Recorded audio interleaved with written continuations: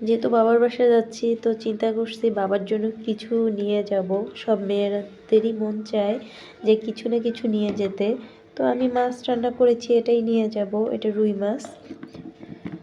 আর আমার হাতের হচ্ছে তোমার যে কোনো তরকারি খেতেই আব্বা খুবই ভালোবাসে।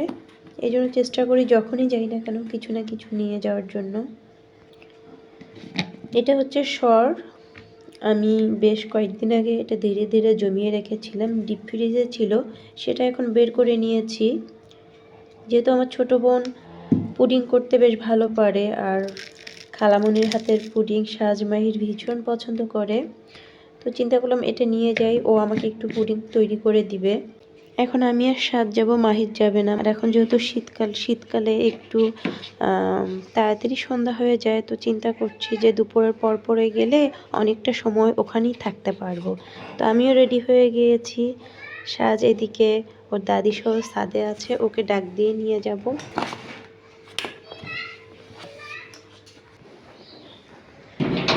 দেখি দাদি সহ ছাদে করছে। প্রতিদিনই সে কম বেশি ছাদে উঠে দুপুরের পর, আর রোদ সেখানে থাকে। আজকে রোদ উঠেছে, আবহাওয়াটাও বেশ ভালো, কিন্তু বাতাস বইছে। এই সাজ, কোথায়? ওখানে কি জানি কে যে আগুন লাগিয়েছে। ও এখানে নোংরা জিনিসগুলো আছে না, সেটা পুড়াই ফেলছে। এখানে অনেক নোংরা ছিল, সেটা পুড়াই ফেলছে। এই জ্যাকেটটা পরে নাও। এই মেয়ে, এই জ্যাকেটটা পরে নাও।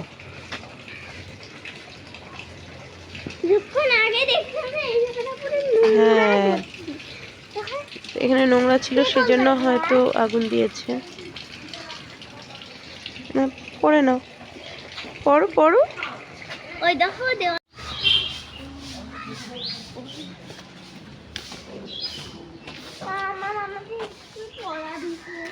তাই? আচ্ছা, আজকে খেলতে পারোনি, আরেকদিন খেলবা। তোমার বান্ধবীকে তুমি ডাক দিয়েছো, খেলতে পারোনি, সেটা তো আমার দোষ না। এক চিলতে রোদ যেন মনকে ছুঁয়ে যায়।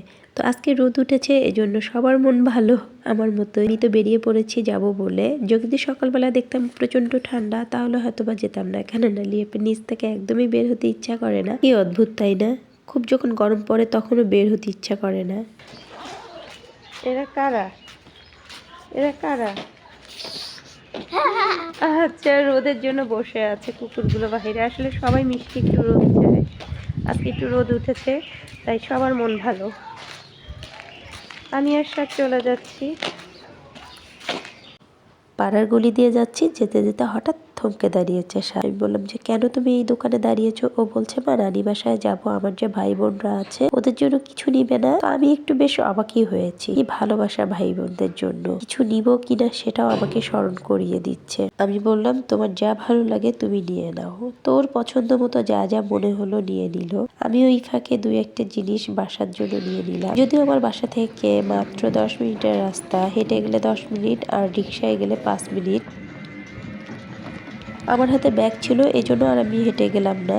তো আজকের আবহাওয়াটা সত্যি অসাধারণ লাগছে। হাতের বামে সাজের স্কুল, আর ওই স্কুলের ব্যানারে সাজের ছবি। যেহেতু সে গত বছর বৃত্তি পেয়েছিল, আমরা প্রায় চলে এসেছি। স্বাস্থ্য মহা খুশি। যতবারই আসি না কেন, কেন যেন অন্যরকম এক অনুভূতি কাজ করে। ওই যে বাবার বাসায় আসছি, খুব কাছে, তারপরও মনে হয় বহুদিন পর হয়তো বা আমি আসছি। এক অন্যরকম অনুভূতি। সব মেয়েরাই একদিন বাবার বাসা থেকে শ্বশুর বাড়ি চলে যায়, আসে অতিথি হয়ে।